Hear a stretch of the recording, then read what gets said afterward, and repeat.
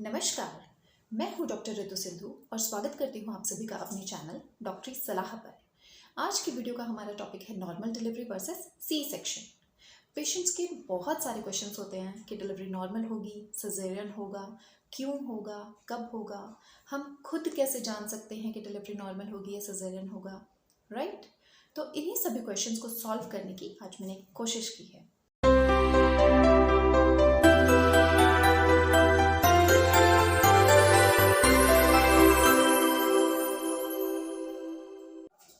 तो चलिए शुरू करते हैं। देखिए, चीज़ें बिल्कुल सिंपल हैं, कुछ कॉम्प्लिकेट करने की ज़रूरत नहीं है, बिल्कुल सिंपल वे में समझेंगे। ठीक है, डिलीवरी दो ही तरीक़ों से हो सकती है। या तो बच्चा माँ की वजाइना के थ्रू डिलीवर होएगा। अगर किसी भी वजह से बच्चा नीचे से डिलीवर नहीं हो सकता, माँ की वजाइना के थ्रू डिलीवर नहीं हो सकता, तो डिलीवरी एब्डोमेन में छोटा सा इंसिजन देके वहाँ से ऊपर से बच्चे को उठा लिया जाएगा। जो बच्चे नीचे वेजाइना से डिलीवर होते हैं उसको वेजाइनल डिलीवरी या फिर नॉर्मल डिलीवरी बोलते हैं, जिसमें एब्डोमेन के लोअर पार्ट में इंसिजन देके बच्चे को ऊपर से उठा लिया जाता है, that is caesarean delivery. Delivery normal होगी या सिजेरियन होगा, ये मल्टीपल फैक्टर्स पे डिपेंड करता है, जिनको हम वन बाय वन डिस्कस करेंगे। First is position. तो अगर बच्चे की पोजीशन केफेलिक है, यानी बच्चा सीधा है, बच्चे का सिर नीचे की तरफ है, ठीक है, तो उस कंडीशन में हम नॉर्मल डिलीवरी की ट्रायल ले सकते हैं। लेकिन केफेलिक के अलावा कोई भी और अगर प्रेजेंटेशन है, कोई भी और पोजीशन है बच्चे की, यानी बच्चा उल्टा है या आडा है या बच्चे का फेस प्रेजेंटेशन है, राइट, कोई भी और पोजीशन है तो नॉर्मल डिलीवरी की ट्रायल नहीं लेनी। ओके। Second is placenta. अगर तो बच्चे की और नाल माँ की सर्विक्स के 3 सेंटीमीटर अबव वाले पार्ट पर है, ओके, तो हम नॉर्मल डिलीवरी की ट्रायल ले सकते हैं, और ये आपको अल्ट्रासाउंड से पता चलेगा। अगर बच्चे की और नाल 3 सेंटीमीटर के नीचे वाले पार्ट पे है या फिर सर्विक्स के ऊपर है, उस कंडीशन में नॉर्मल डिलीवरी की ट्रायल भी नहीं लेनी। क्यों नहीं लेनी? क्योंकि उस कंडीशन में अगर हमने नॉर्मल डिलीवरी की ट्रायल ली तो उसमें माँ को खून छूटने का खतरा होता है। उस कंडीशन में माँ और बच्चा दोनों की जान का रिस्क हो जाता है। नेक्स्ट इज सीपीडी, यानी केफेलोपेल्विक डिस्प्रोपोर्शन।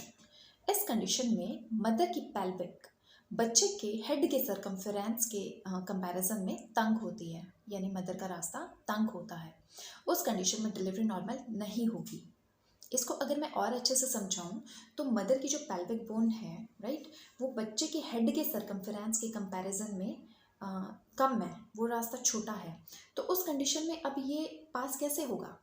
ओके, ये नहीं होगा। अब जब ये नीचे से पास ही नहीं होगा, बच्चे को रास्ता ही नहीं मिलेगा, तो उस कंडीशन में डिलीवरी नॉर्मल कैसे होगी? नहीं होगी। उस कंडीशन में सिजेरियन ही होगा। ओके, अब ये आपको पता कैसे चलेगा कि आपको सीपीडी है? ठीक है, ये आपको पता खुद से नहीं चलेगा, ना ही किसी भी अल्ट्रासाउंड से पता चलेगा। ये सिर्फ और सिर्फ आपका डॉक्टर आपको असेस करके बताएगा, आपका एग्जामिनेशन करके बता पाएगा। ओके। नेक्स्ट इज एपीएच, यानी एंटीपार्टम हेमरेज। किसी भी वजह से अगर माँ को डिलीवरी से पहले खून छूट जाए, उस कंडीशन को एपीएच बोलते हैं। इस कंडीशन में डिलीवरी नॉर्मल नहीं होती, इसमें सिजेरियन ही होता है, क्योंकि ब्लड लॉस होने की वजह से माँ और बच्चा दोनों की जान का खतरा हो जाता है। इस कंडीशन में सीएस ही होगा। The next factor is meconium. जब बच्चा माँ के पेट में लेट्रिन कर देता है, स्टूल्स पास कर देता है, उसको मेकोनियम बोलते हैं। मेकोनियम वो ही बच्चे करते हैं जो बच्चे डिस्ट्रेस में होते हैं। अब बच्चे ने मेकोनियम कर दिया, लेकिन डॉक्टर को पता है कि डिलीवरी होने में अभी मोर देन 2 आवर्स हैं, तो उस कंडीशन में नॉर्मल का वेट ना करें, क्योंकि बच्चा ऑलरेडी डिस्ट्रेस में है, तो वो उतना लंबा लेबर पेन कैसे सहन करेगा? उसको प्रॉब्लम हो जाएगी। तो उस कंडीशन में अपने डॉक्टर की बात माने एंड सी सेक्शन की तरफ जाए। Okay, and the next factor is non progressive labour. Non progressive labour क्या होता है? इसमें पेशेंट लेबर में तो होता है, लेकिन उसकी प्रोग्रेस नहीं हो रही होती, यानी पेशेंट को पेन हो रहा है, ओके, यूट्राइन कॉन्ट्रैक्शंस आ रही हैं, लेकिन जितनी उसको कॉन्ट्रैक्शन आ रही हैं या फिर जितना उसको टाइम हो चुका है लेबर में कॉन्ट्रैक्शंस में, पेन्स में, उतना उसकी प्रोग्रेस नहीं हो रही, यानी बच्चादानी का मुंह नहीं खुल रहा या बच्चा नीचे की तरफ नहीं सरक रहा है। ओके, तो उस कंडीशन को नॉन प्रोग्रेसिव लेबर बोलते हैं। बच्चे की भी मेडिसिन सहन करने की या मेडिसिन पेशेंट को देने की एक लिमिट है, एक दायरा है। तो अब जब पेशेंट लेबर में भी है, उसे पेन भी हो रहा है, लेकिन डायलिटेशन नहीं हो रही या बच्चा नीचे की तरफ नहीं आ रहा, तो उस कंडीशन में क्या होगा? डिलीवरी नीचे से नहीं होगी तो एब्डोमेन के ज़रिए होगी। उस कंडीशन में सिजेरियन सेक्शन होगा। Next factor is cord around neck.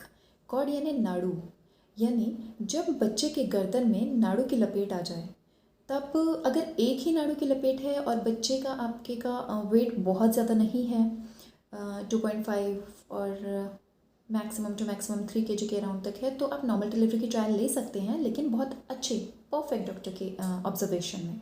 Okay, तो डॉक्टर सोच समझ के अपना चूज़ करिएगा। और अगर एक लूप से ज़्यादा लपेट है बच्चे की गर्दन पे, तो फिर नॉर्मल डिलीवरी की ट्रायल बिल्कुल नहीं लेनी। ठीक है, उस कंडीशन में सिजेरियन सेक्शन की तरफ ही जाना है, सिजेरियन सेक्शन ही कराना है, वो ही सेफ़ है। अदरवाइज़ जब बच्चा नीचे सरकेगा तो बच्चे के गर्दन में फांसी आने का खतरा हो जाता है, सफोकेशन हो जाएगी उसकी, जिसकी वजह से उसकी जान तक जा सकती है। Right. The next factor is foetal distress.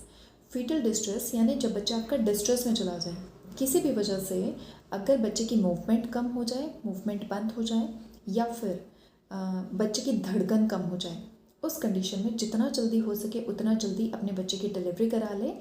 और नॉर्मल डिलीवरी में क्योंकि लंबा टाइम लग सकता है, इसलिए सिजेरियन सेक्शन करा के जल्दी से बच्चे को माँ के पेट से आउट कर लिया जाता है, ताकि बच्चे को सेव कर लिया जाए। Okay. Next factor is precious pregnancy. कई दफ़ा होता है कि प्रेगनेंसी शादी के कई सालों बाद हो रही है, या फिर IVF के ट्रीटमेंट के बाद हो रही है, या पेशेंट किसी भी तरह का कोई रिस्क ही नहीं लेना चाहता। उस कंडीशन में पेशेंट अपनी चॉइस से जाकर सिजेरियन कराता है, ऑपरेशन से डिलीवरी कराता है। Okay. Next is foetal weight. बच्चे का वज़न एक बहुत बड़ा फैक्टर है ये डिसाइड करने के लिए कि डिलीवरी नॉर्मल की हम ट्रायल ले सकते हैं या नहीं ले सकते। ठीक है। फीटल वेट 2.5 kg टू अगर 3.5 kg तक है तो हम नॉर्मल की ट्रायल ले सकते हैं, लेकिन उसके ज़्यादा या 3.5 के ऊपर अगर वेट है बच्चे का, तो नॉर्मल डिलीवरी की ट्रायल नहीं लेनी चाहिए। गुड साइज बेबी को नीचे से सरकने में, नीचे से डिलीवर होने में काफ़ी दिक्कत होती है ना। तो कई दफ़ा वो फसाई में नॉर्मल डिलीवरी के चक्कर में कई दफ़ा लॉस हो जाता है। तो इस तरीके की हमें रिस्क नहीं लेना चाहिए। अब आप सब सोच रहे होंगे कि डिलीवरी सिजेरियन कब कब होगी, क्यों होगी, ये सब तो बता दिया, लेकिन नॉर्मल डिलीवरी कब होगी, कैसे होगी, हम क्या कर सकते हैं, ये सब तो हमें बताया ही नहीं। राइट। लेकिन ये सभी फैक्टर्स भी हमने इन्हीं सब में डिस्कस कर लिए हैं, लेकिन एक बार फिर से गो थ्रू हो जाते हैं।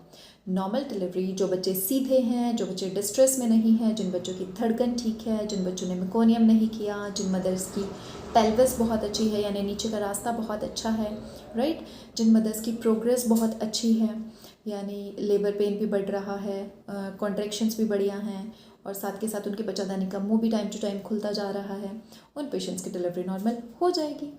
अब नॉर्मल डिलीवरी के लिए कुछ पेशेंट्स के क्वेश्चन होते हैं कि नॉर्मल डिलीवरी के लिए हम क्या करें, क्या ना करें, क्या करने से डिलीवरी नॉर्मल हो जाएगी।